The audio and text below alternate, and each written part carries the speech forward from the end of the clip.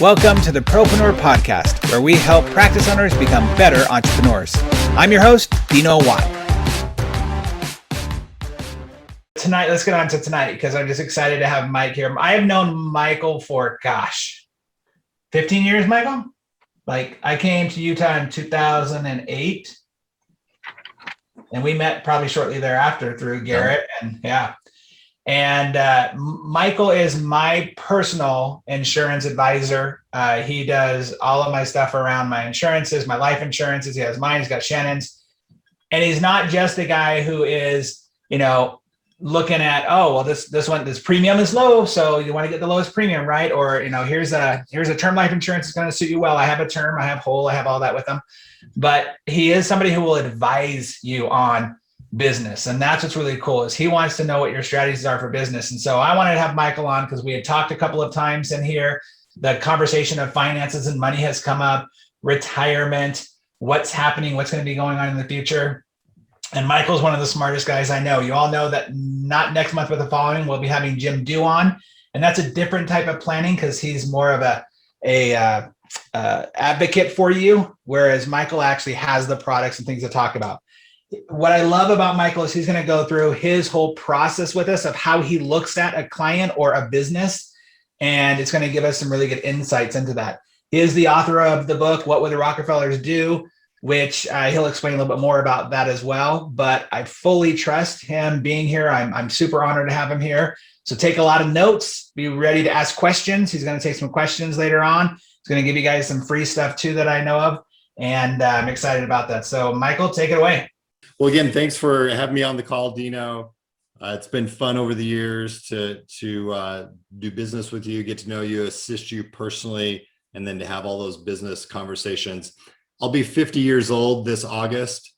My wife, Wendy, and I have been married almost 28 years. Our daughter, Kennedy, turns 26 this summer, and our son, Caden's 22.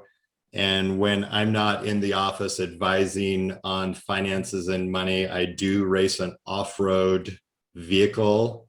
I live in Southern Utah. I race in Nevada, Arizona in a series called Best in the Desert. And that's a lot of fun for me. We won national championship 2 years in a row, and we're off to a good start this year. And I started it 4 or 5 years ago, putting the client in the car with me. And I'd get done with a 300, 500 mile race off road. And I'd say, do you trust your advisor enough to go 300 miles in the Nevada desert? I don't think so. And then we started winning and we got sponsors and BF Goodrich Tires and Can-Am from BRP up in Canada. And now I have a mechanic that I pay to sit beside me as a navigator in case we break down, and he can help put the car back together if we need that. In 1993, I was engaged to my wife, Wendy. I was going to college here in Southern Utah. I wanted to become a CPA. Love numbers, love money, finance. And I took a job that I thought would be great to have part-time while I was going to college, and it was to sell cell phones. So for those of you that had a cell phone in the early 1993, 94, it was the Motorola brick phone. If you remember that, or you had the bag phone prior to that, which was the full 3-watt phone. And I found myself prior to college starting back up in September. I started August of 1993. I made $20,000 in 30 days selling cell phones before college started back up in September.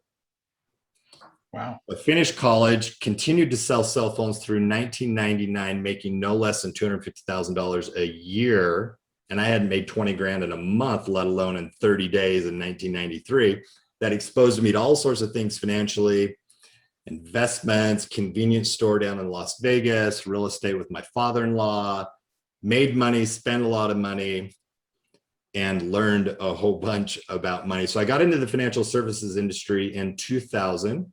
I first interviewed at Merrill Lynch because I thought that's where the solution was during the 1990s. It was the dot-com era. You threw money at the stock market and it went up.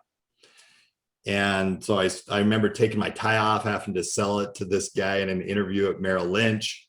A good friend of mine from high school worked at Merrill Lynch. And I thought that was a solution, right? High risk equals high reward, low risk equals low reward. And in that process, being a high fact finder, I researched a life insurance company called Guardian Life. That's where I met Garrett Gunderson, who's my co-author of What Would the Rockefellers Do? Maybe some of you have heard of Garrett Gunderson. That's how I met Dino years ago, it was through Garrett. And Garrett and I and two other gentlemen became business partners in 2000. And it went from I can sell these products in the financial services industry to what's true and what's not true about money. However, I hadn't learned the lesson about high risk equals high reward. So if I drew this out, you guys have probably seen this and heard of this before, but high risk equals high reward, low risk equals low reward. You guys have all heard this, probably participate in this and some sort of account allocation of money in the stock market. Well, in 2007, I found myself having lost $4.8 million in a bad investment. And it was my entire family's life savings, kids' college education, everything was in this investment that I lost. As a result of that, just real quick, and I want to get into the solution side of things because I'm building up to this. I didn't work in 2008, 2009, 2010. I got back into the industry in 2011 with a conversation that I had with Garrett Gunderson, which is you can choose to extract the lessons from that experience, apply them in your own life and share them with others. And I did just that. Thank God it allowed me to pull out of that. I almost took my life over losing that money. I almost left my family. My family almost left me from all of that.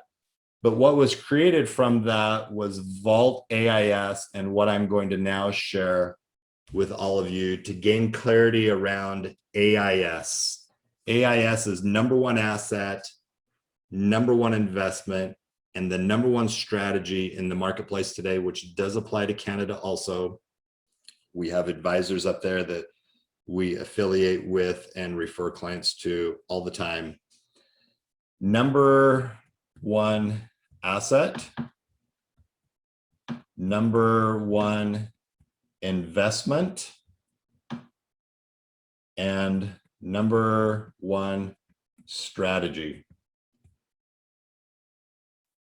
When I meet with a client for the first time, I look at everything that they're doing on a macroeconomic basis, including their business, their personal finances, and we look at it just like you would if you're looking at teeth and how to line and straighten and x-rays and everything else. There's a whole picture that takes place. And by the way, I did just have a sinus lift almost 6 months ago, and I'm excited to go back in and get that thing taken care of and filled in on here in a couple of weeks. So I've been having some work done recently. Number one asset. You, the individual, are the number one asset in your life. Put your oxygen mask on first before assisting anyone next to you. Out of self-interest, not out of selfishness, but out of self-interest, because when we take care of ourselves in any area of our life, mentally, physically, spiritually, emotionally, financially, when we're taking care of ourselves and putting ourselves first, we're able to serve more people around us. We're able to create at a higher level. Does anybody disagree with that or have any questions about that in any way? You know, you probably share a lot of this similar philosophy and coaching. You guys probably all live by this. To take this a little bit deeper, there are two balance sheets that we all have in our life. The first balance sheet, it has assets and liabilities on it, and it's that of a property value balance sheet. We list the assets, equity in our practice, equity in homes, savings, and investments would be assets, maybe some adjoining liabilities and leases and things that we have. Pretty simple, assets minus liability equal the equity in our property value balance sheet. But all of us have an adjoining balance sheet that I call an HLV, human life value balance sheet. Human life value, our mental capital, our education, our morals, our values, integrity, our commitment to continuing to learn and pay for coaching and committing to a life of lifelong learning, because the self-interest of doing that is we're fulfilled the most and we can create the most for those around us. Human life value is the source and the creator of all property value in our life. The ability to go to school and get an advanced degree in not only dentistry, but orthodontics, and to be able to practice in that area as a profession is your human life value. It takes that to then go exchange in the marketplace. So you guys know this. We circle both of these in working with our clients, and we have a conversation why we named our book, What Would the Rockefellers Do to Think Legacy? Thinking legacy empowers us today to think about future generations because of the self-interest that we gain in doing so. We gain more clarity in our own life when we're thinking legacy. We're clear about what values, morals, things that we're going to live by today, principally based, guided in our life today. So we benefit from that. We put it in formal estate planning documents. So when we pass away, we're leaving the money and how we created the money. So money's a blessing, not a curse in our family's lives. We don't know when we're going to die, but we know we will die someday. And so the conversation that I have with clients around estate planning is that of packaging up it in a way where we're leaving both. And again, the self-interest in that is that we gain clarity about what we stand for versus what we don't. And yes, we did write about that and What Would the Rockefellers Do? So number one asset is you. Number one investment in each of our lives has two main characteristics. Number one, control, and number two, human life value. Your ability to produce, to run your practice, to work on patients, to be able to be the CEO, all the different hats that you wear within your own practice, whether you're bringing on an associate doc. It sounds like, Dino, you're saying someone's not on the call because they're interviewing someone. Is that correct? Yeah, but a team member, but yeah. A team member. Yeah, so anything to do with your business. If you think about your practice in orthodontics and in dentistry, it's what's put the most amount of money in your pocket. It's what will continue to.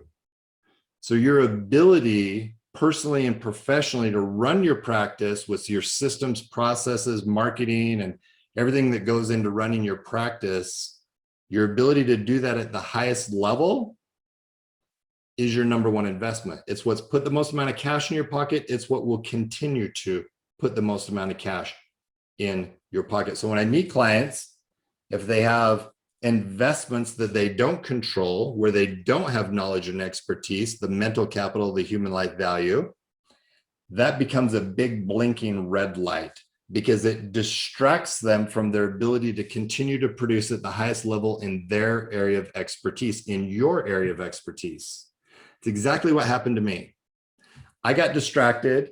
I got persuaded. High risk equals high return. You know what? The reality is I got bored. I got bored with my current business, and I started looking for the solution outside of myself and outside of the acre of diamonds, which was my own business at the time. I started taking money from my business that I earned, and I started investing it somewhere where I didn't have control. I didn't have knowledge and expertise. I started neglecting my business while the investments were growing. When I lost the money, I'd neglected my business so much that my business went under. I then lived off of my savings. And again, thank goodness there was enough savings there that allowed us to stay alive for those 3 years and to be able to get back into the business and gain this clarity that I'm sharing with all of you today. If you find yourself getting bored and not seeing yourself as the number one asset, not seeing your business as the number one investment, That's the first place to start. Dino is a resource, myself is a resource to be able to identify that, look at where money is going, and not just money, but time and attention. What are you putting your time and attention into? All right. Your number one investment is your own business, the career that someone is in. Anything that we can do in and around us that allows us to be able to produce at the highest level. The way we take care of ourselves is the number one asset. Systems, processes, people, taxes, accounting, knowing our numbers, all of that is number one investment. And it's limitless as far as what we can do there. When we get bored in our own relationship with our spouse, when we get bored at parenting our kids, Oh, that's true. Yeah. when we get bored in our own life and we don't mix it up and have the variety in our own life as far as working out or what we're eating or what we're doing, we crave that variety. When we were going to school and we had this thing that we're working towards, that we're striving towards, we were extremely motivated. And then we build this big business. And if we don't continue to build and we get bored, then we start looking for the solution outside of ourselves and outside of our number one investment. And Totally you guys either experienced this or you know someone that has. I'm sure I'm alone. I'm sure I'm totally alone in this. You are alone. You're the only one, myself and you, Dino. Okay, that's number one investment. Number one strategy. Okay, then what do I do with cash that I'm not able to put back into myself and back into my own business and career? Where do I save that cash? What are the characteristics that I'd want to have around that cash? Number one, cash that you're going to save, not invest. So investments are in ourself and in our core business where we have knowledge and expertise and control. Those are the investments that we make. The savings has different characteristics than investments. Number one strategy is all about savings and keep that cash guaranteed. Keep the cash protected against creditor claims and lawsuits, and keep the cash liquid to use back into our business and back into our personal life for future money decisions that we're going to make anyway. We coined the term cash flow banking, paying our self-interest versus paying a financial institution, pooling money together in an area where we now become the bank. We're leasing equipment and things through our own banking system versus now interest rates are lower right now. So it's a little bit different, but still lease interest rates are higher. But the main concept here is cash that you're going to relinquish control of, keep it guaranteed, protected, and liquid, guaranteed and protected to protect our mindset so we can continue to produce at the highest level in our area of expertise. Our ability to run our practice, to run our business at the highest level. Nothing will outperform that. Nothing will. Our ability to be more efficient in our systems and our processes and everything within our business, that's where the investments are made. Marketing, money, and tables and equipment and things of that nature. That's where we invest time, money, effort, and energy. If we're taking cash and we're investing it somewhere outside of our control and it distracts us from our ability to produce at the highest level in our business, it's not worth it. It's not worth the cost. I almost took my life over it. I almost lost my family over it. I didn't come from money. I paid my mom $100 a month rent my senior year of high school. It was that opportunity of selling cell phones and getting into investments and learning all of this. Yeah, we made money and we lost money. And I didn't gain this clarity right here until I lost all that money and came out the other side with a commitment to extract the lessons, apply them in my life, and share them with as many people as I can moving forward. The product that we use, there's many products can be used. They're available in Canada also for the number one strategy. I mentioned this. Dino talked about this. Cash flow banking. It's whole life insurance. And it's not just whole life insurance by itself. There's a rider, and we write about this rider in what would the Rockefellers do called a paid up additions rider that allows you to put extra cash in over and above the base premium of a whole life insurance policy. And we earn a guaranteed 4% on our cash, tax-free. 4% may not seem like a great annual rate of return, but it's guaranteed. It's not an investment with high risk to get a high return. That we do that in our business. We produce at the highest level in our business and we save our cash somewhere that we're relinquishing control of, that we don't have knowledge and expertise in an area that's guaranteed protected and liquid to protect our mindset to continue to produce at the highest level in our area of expertise. If any of you are investing in the building that your practice or practices are in, great. That could be part of your number one investment. If you're investing in other real estate where you don't have knowledge and expertise in, it may be a gamble. And if that gamble is distracting you from your ability to continue to produce at the highest level in your area of expertise, it may not be worth it. Do you guys see this? Have you drawn this correlation before? So I have a quick question, Michael. Something you said a while ago, and I don't know if this is the right time to ask it, but you had said to make sure that your money is a blessing to your family, the legacy money is a blessing to your family, not a curse. I didn't quite understand that. Can you explain that a little bit and go deeper with that? Yep. So I've had, whole life insurance, it's a life insurance policy. We sell term, we sell whole life. Garrett, Gunderson, and I, when we became partners in 2000, we had two other partners, Ray Hooper and Les McGuire, and they died tragically June 8th of 2006 in a plane crash out here in Utah. We bought into a 6th share of a turboprop airplane, and they died. They were in southern Utah visiting me for the day. They were on their way back to northern Utah. The pilot, Dwayne Pugmire, they're in bad weather over a lake at their final approach into the Provo airport, and they crashed and died. And that death benefit, thank goodness, was there to replace their economic value for their family. So death benefit's always number one.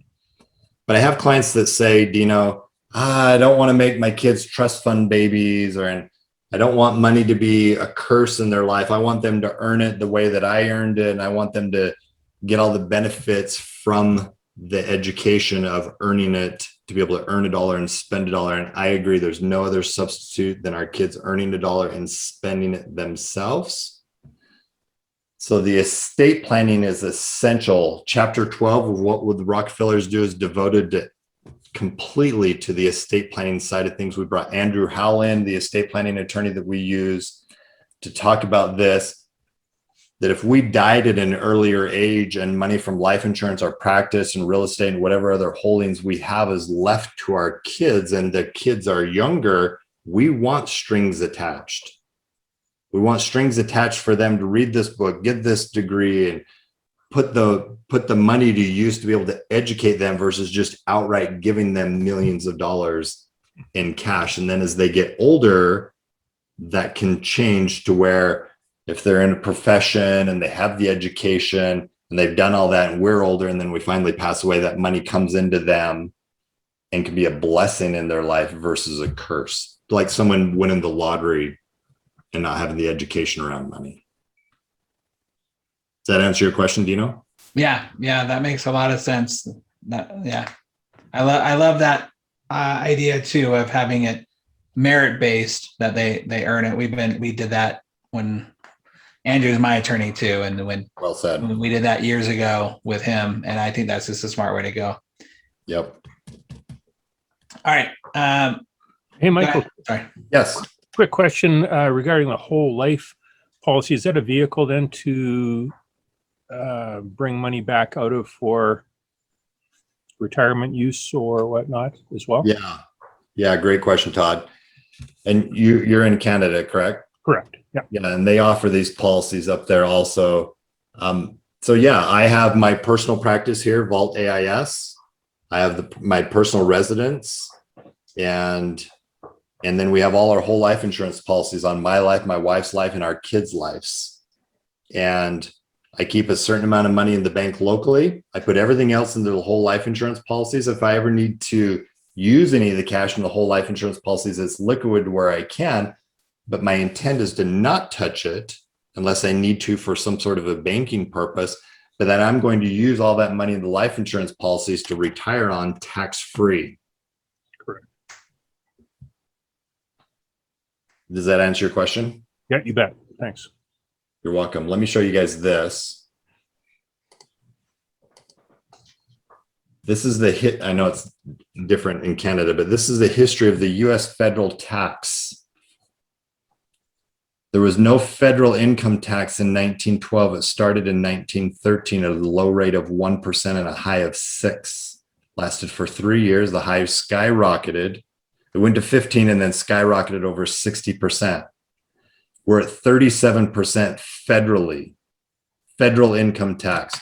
So if we have income over $500,000 or more, it's taxed at 37% federal. It's not state, it's not other tax. It's just the federal income tax. It's been as high as 94%. Can you imagine paying 94 cents out of a dollar in federal income tax?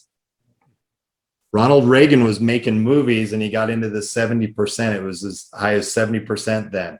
He lowered it down to 28%. One year he had it at 27.5 as the high. The high today is 37. I've written articles in the last year that taxes are on sale here in the United States of America. You can imagine what people think, right? When they're writing big checks every year for federal income tax, they don't feel like it's on sale. We've averaged 57.3 from 1913 until today. We're at 37% today. We all just experienced here in the United States the CARES Act a year ago.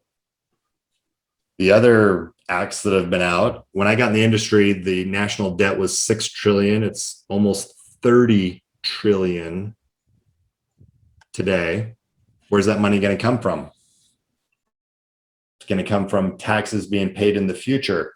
So we want our clients to pay their tax today, take all the legal deductions that they can, all the business deductions, all of that, to continue to produce a number one investment, but then pay your tax and then save it somewhere tax-free. So when you retire in the future, you can pull it out tax-free. You don't have to worry about being in a higher bracket. Another concept, I am offering our book, What Would the Rockefellers Do to Each One of You? I'll mail out to you. I'm also offering a 1-hour consultation with me if you want to fill out our questionnaire and have me review what you're doing versus what you could be doing to integrate number one asset, number one investment, number one strategy into your personal finances. Then I'm happy to do that for you, do that with you also, if you'd like. But yeah, taxes, it's a big part of it. Other questions? Comments? What the argument often against whole life type policies is the high commission you pay on the. How do you feel that balances out in the long run? Yeah, great question. We wrote about this and What Would the Rockefellers Do? You'll all get a copy of it. You can read about this. Commissions are paid on the base premium, not on the PUA rider of the policy. We actually got some pretty good hate mail from agents, Garrett, Gunderson, and I from across the nation, because we disclose the commissions that are paid on whole life insurance in the book. It's not anything that has to be hidden. Anybody can disclose that as a life insurance agent if they want to. The commissions are paid on the base premium. So every dollar of base premium that goes into a life insurance policy, the IRS regulates this.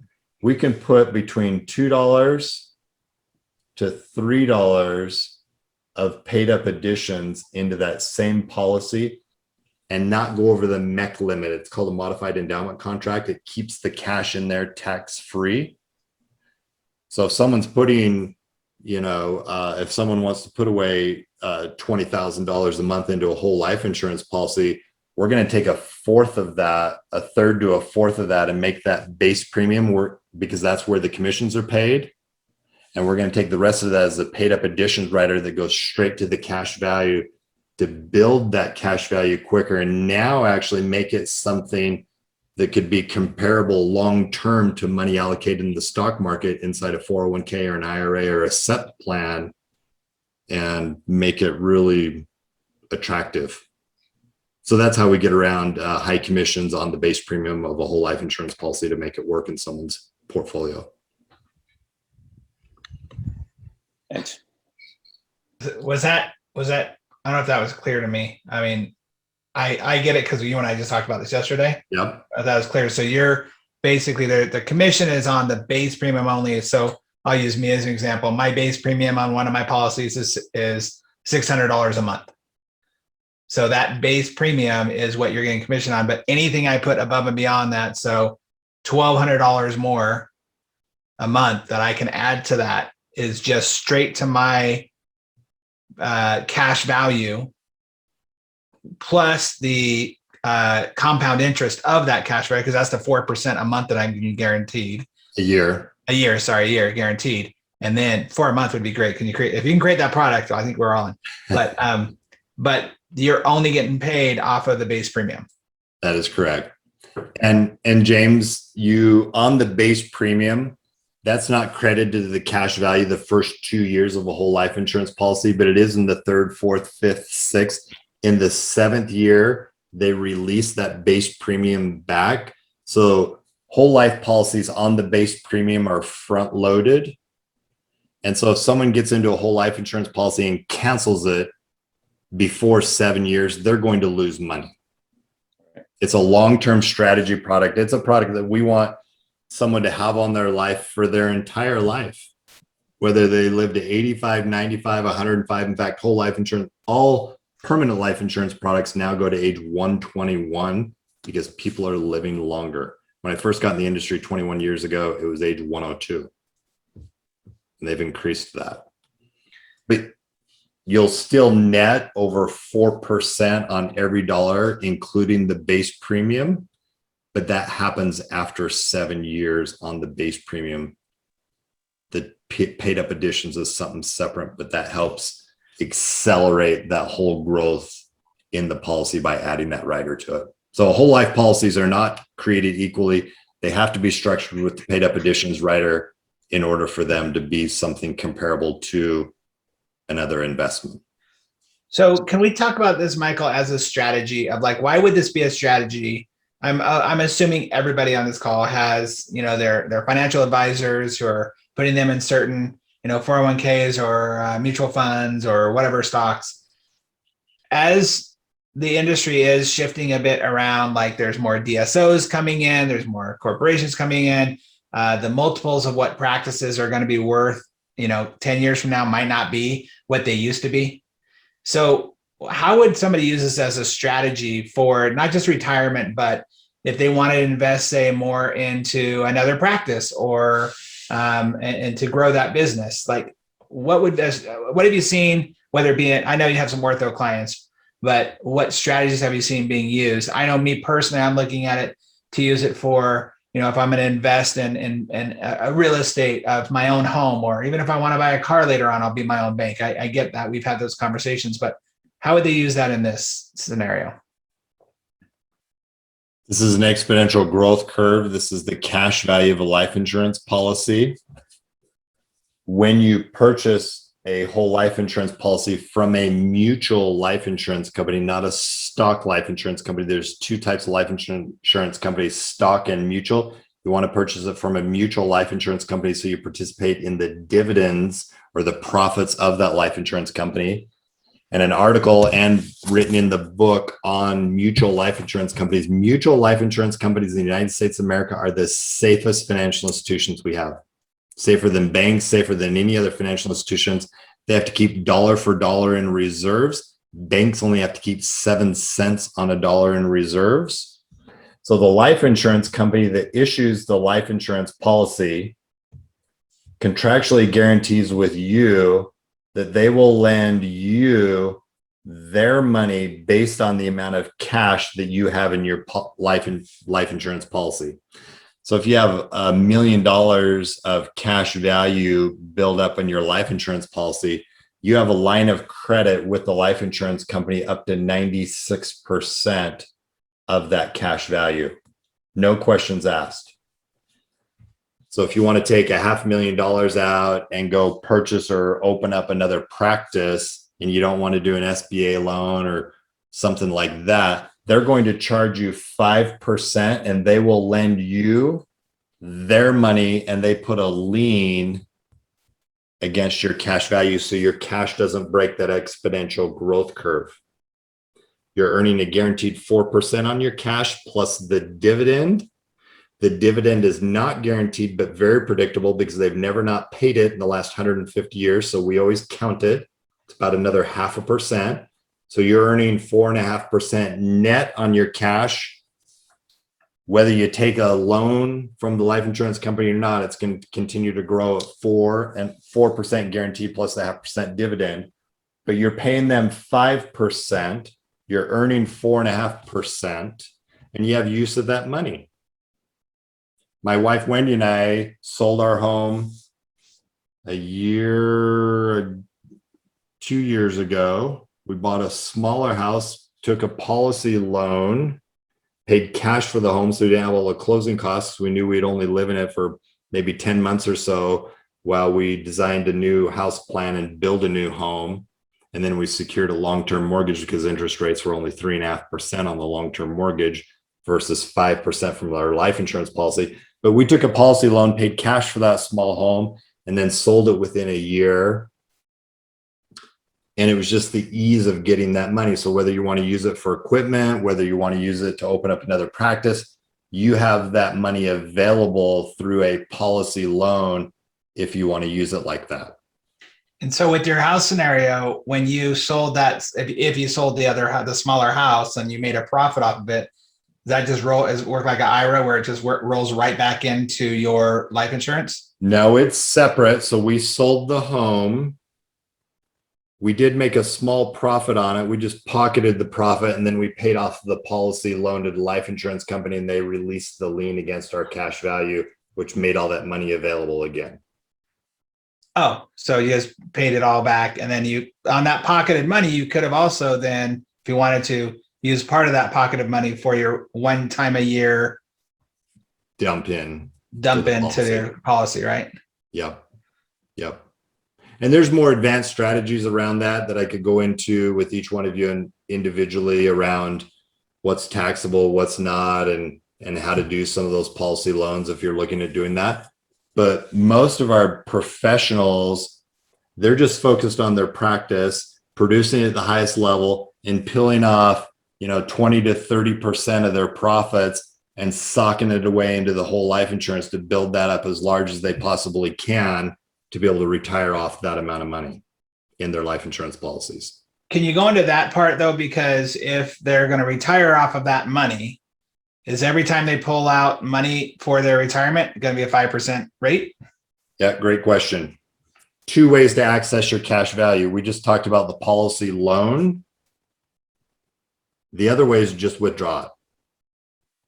While you're producing an income, 99% of the time, I'm going to encourage you to take it as a policy loan so you can pay it back and make it available during retirement. But during retirement, you're just going to withdraw it. You're not going to take it as a policy loan. So you'll just withdraw it from the cash value. When you withdraw money from your cash value of a whole life insurance policy, you cannot pay it back. Okay. But during retirement, you're not worried about paying it back anyway. This stuff is awesome to me. I think it's really cool. Just know that there's another way to do it. James, you have to continue to pay your premium, do you not? Throughout your life, when does the premium ever stop, or do you have to continue to pay that as long as you want to maintain a policy? Yeah, great question. Yeah. We want you to pay into your whole life insurance every year that you have the cash that you want to save there. We want you to look at any new whole life insurance policy as a minimum of 7 years. We talked about that, so you can have access to all the base premium that you put into it. After 7 years, you can exercise an option in any whole life insurance policy called an RPU, reduced paid up. You have to reduce the death benefit a little bit, but now the policy is paid up for life.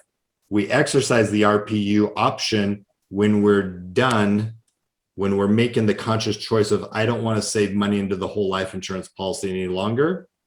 So we do an RPU, reduced paid up. We reduce the death benefit a little bit. The policy is now paid up for life. Whether we draw money from it or not during retirement, it's going to continue to compound and grow inside the policy, but it requires no more premiums. And it's actually an irreversible decision once you do an RPU. So we want to make sure that you're for sure done paying into it. How much is that death benefit reduced? It depends on how long you've had it past the 7 years. If you've had it 15 to 20 years, it's about a 20% reduction in death benefit.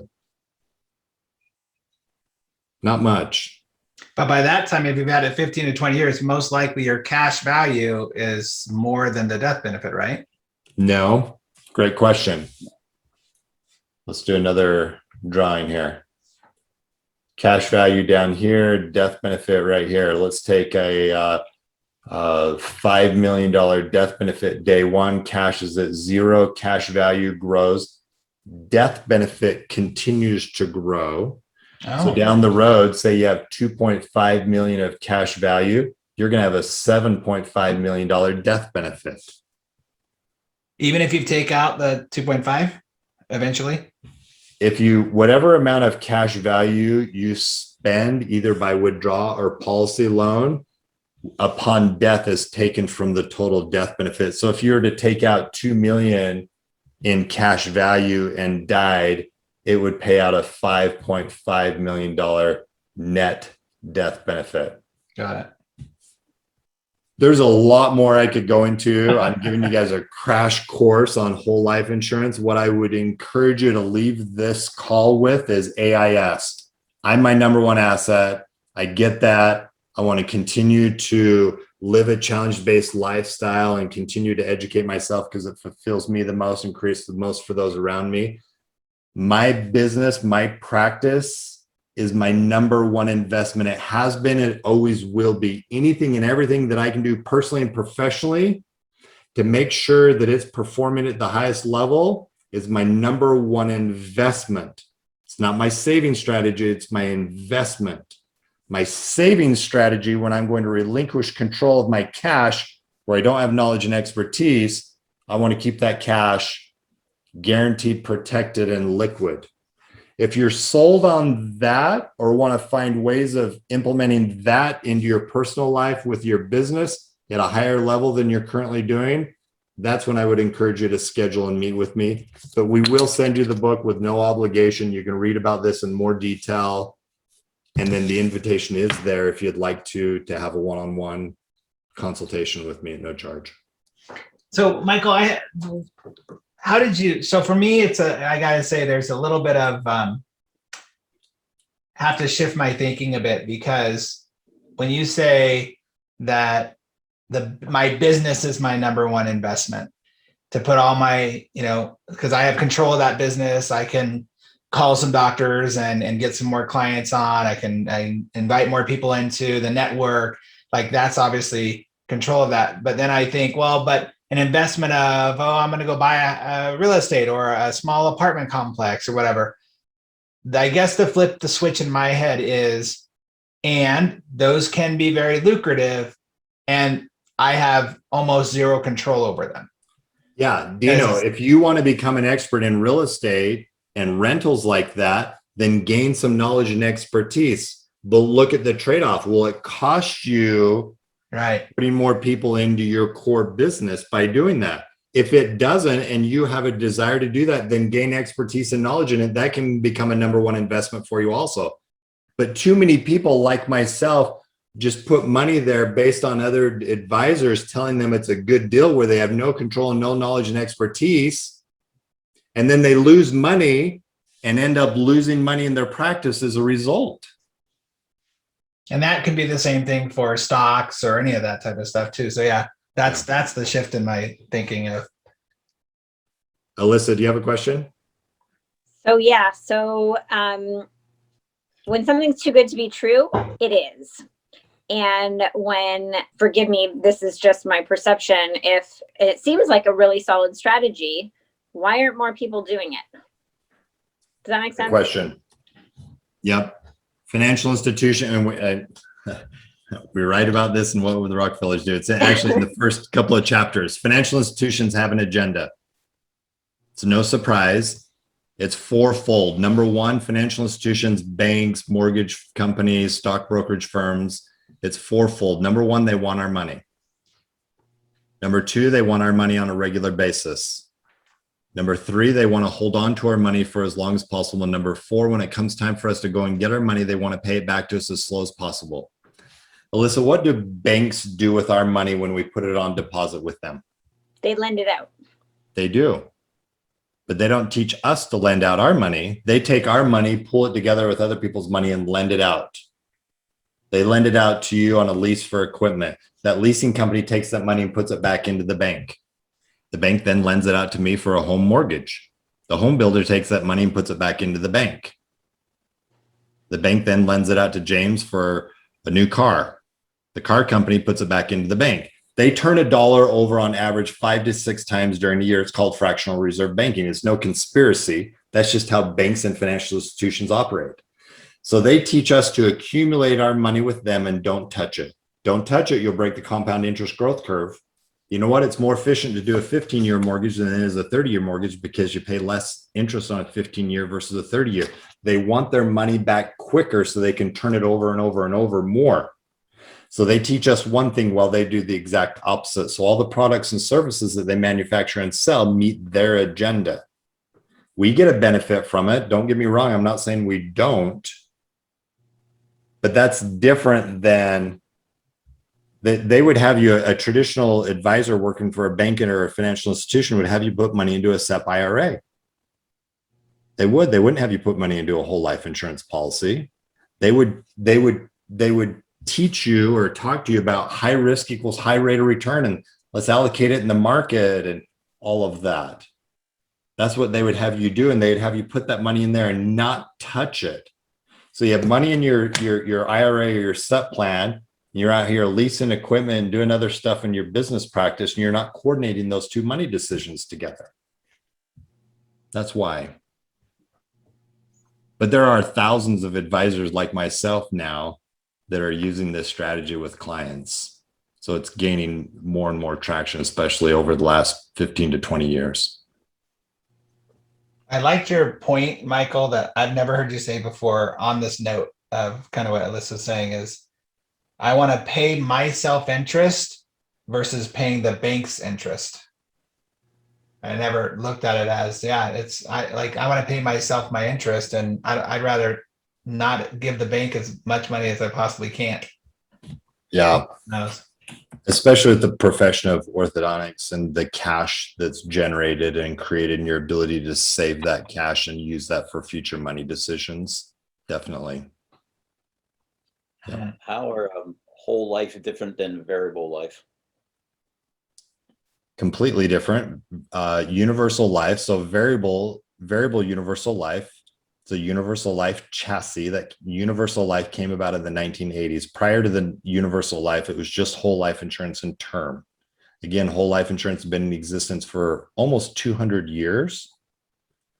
Universal life came about in the 1980s. That has all universal life, whether it's UL, VUL, or IUL, or EIUL, equity index. So there's universal life, 1990s came variable universal life. They still sell those, and they also sell equity indexed universal life. They all have a term insurance chassis inside the universal life policy. So every year you get older, the insurance costs increase. It's not level. So they're the most expensive permanent life insurance product on the market today, universal life, because it's an annual renewable term insurance cost. When you're 35 years old, the term insurance is only costing you $30 a month. But when you're 65 years old, it's costing you $400 a month. And that erodes and eats away from the cash buildup in the policy. When it But if comes you to- have one and want me to look at it, I'm happy to, I would tell you to get an in-force illustration and I could show you that exactly in their print. when it comes to kind of the legitimacy of something like this, is it, I don't know if it's you or if it's something I read about, that banks typically have whole life insurance policies that they carry on themselves and on some of their employees. Oh, is Thank it you, in there? Dino. It is Okay. in here. Okay. Banks can store up to 25% of what they call their tier one capital in with mutual life insurance companies. You could Google BOLI, B-O-L-I, bank-owned life insurance, or COLI, C-O-L-I, corporate-owned life insurance, and it's in whole life insurance. That's interesting. Very interesting. Yeah. Well, you guys, we're at the hour mark here. We have about 15 minutes left. I want to make sure everybody gets their questions answered. And I want to reiterate that, my intention here today was just to, again, always just bring education to everybody to say, okay, here's an option. Here's some other ideas. I know we're in a world right now where there's a lot of uncertainty and there's a lot of different options out there for everybody. And I just want to make sure that when you look back at your ability to retire the way you want to retire, or buy the things that you want to buy, or invest in the things you want to invest, that you have different options out there. And this to me was an interesting education on how to look at our money and what we can do with it. So any other questions or comments, challenges? I like the challenges. Do more challenge. Who's got a challenge? Come on, somebody challenge. Well, Michael, I've got a question. And would it be, is there a minimum age or a minimum annual salary that you would recommend somebody getting into a whole life policy? Yeah, great question. So you have to be insurable. So it's a life insurance product. Someone must be insurable. That's number one. Number two, you'd want to be able to fund it for that 7-year period that we talked about. And then, so insurables, a minimum 7 years of funding it. And then my oldest client is 78 that I got insured.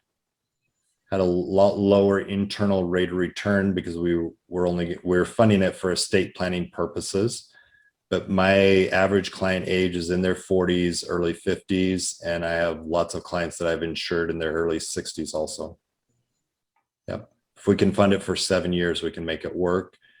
And you would want to put a minimum, the lowest level would be 500 a month, 6,000 a year.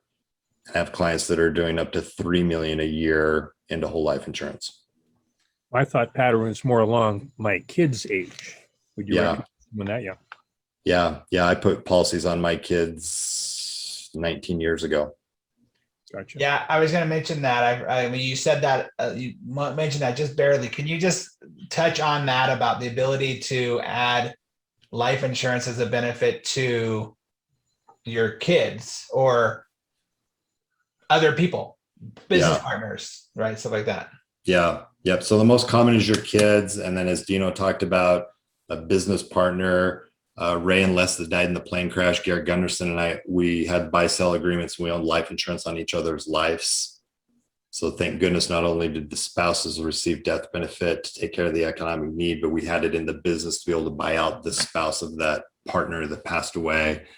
But on the kids here in the United States of America, we can pay our kids up to, it was $6,000. Donald Trump changed that in 2018 to $12,000 a year, $1,000 a month if you wanted to save that much into a policy. But you can pay your kids if you can get them to do something within the practice work-wise, and you don't pay tax on that $12,000, nor do they.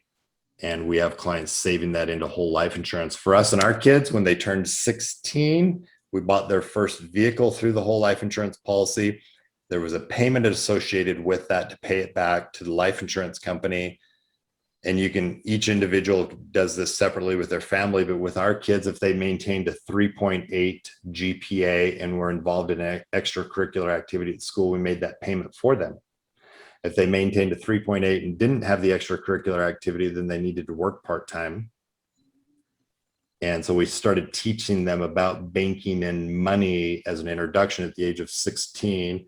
And then college certainly was the next phase out of high school that we used that cash for, versus some sort of a college education plan or a college funding plan. We used the whole life insurance for that purpose. And we took policy loans, and then we helped them in paying that back. And then they started paying it back when they got into their profession, which made all that money available again for them versus just losing it completely. So yes, whole life insurance on kids, and many reasons why. Thanks. You're welcome. And grandparents buy it on grandkids also, and gift them that money too. Yep. Any other thoughts, questions, or challenges?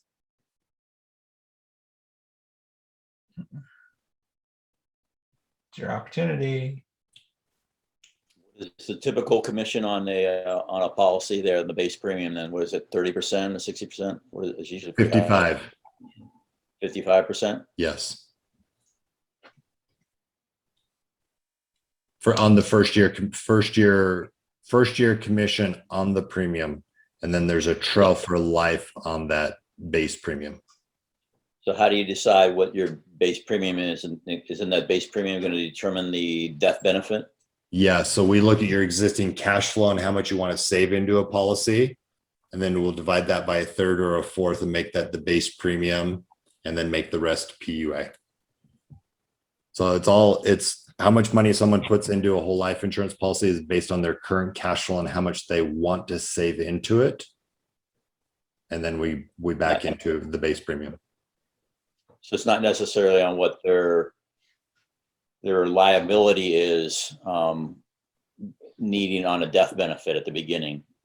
So let's say if you add up your liabilities and what you want to provide your spouse as a death benefit, you may not necessarily want that to be your starting number. That is correct. No, we make up the difference in death benefit and convertible term insurance. So any whole life insurance policy that we put in force on someone's life, we want to maximize that PUA rider, which doesn't always give them all the death benefit they want to fulfill that need that you're talking about. So we make up that difference in convertible term insurance. I just went in and got a mole removed.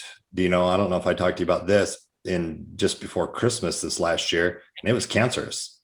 And I thought, oh my gosh, I'm going to become an insurable. Thank goodness they got it all and everything's fine. And I do have several $1 million left of convertible term insurance. If I was to become uninsurable and I wanted to save more money into whole life insurance, I could convert that term to whole life without having to prove insurability. That's what you did to me. That's how we set mine up, is that we had a smaller amount that we get for the whole life, but we could go for the higher amount for the convertible term.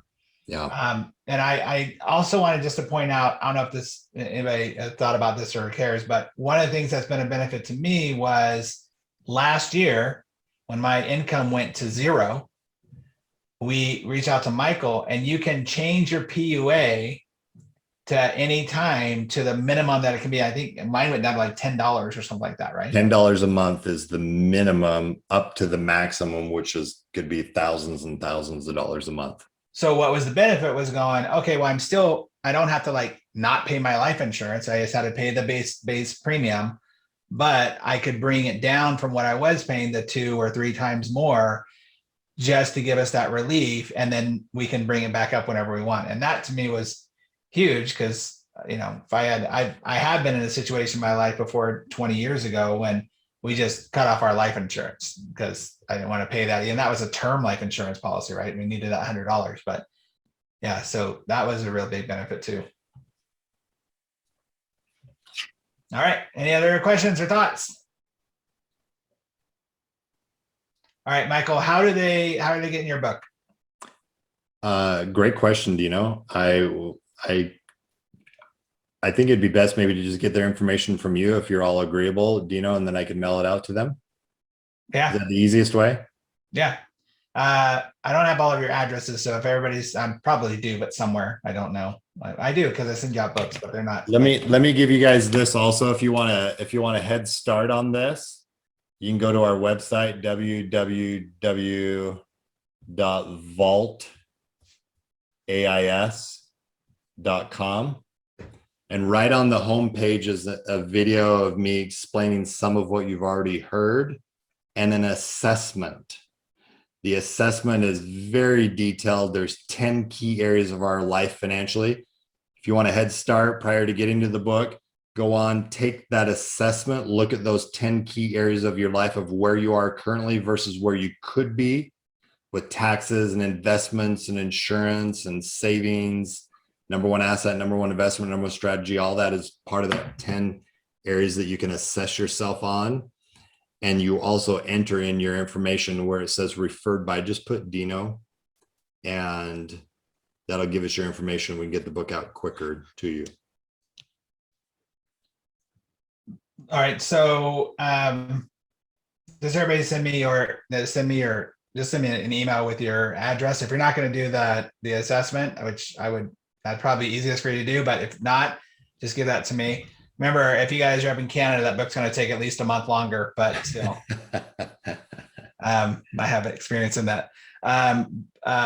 So go ahead and do that. Michael, thank you for spending your time with us and You're sharing welcome. with us. Really, really appreciate it. You're welcome. One of the things that, we talk about here in the network, you guys, is my 3 Ps, right? Proactive, productive, and profitable. And I just think that stuff like this, understanding these type of even strategies that are out there, whether you utilize them or not, at least be able to have a cursory conversation or knowledge around them, I think is really, really important. And I just believe in being proactive in everything that we do.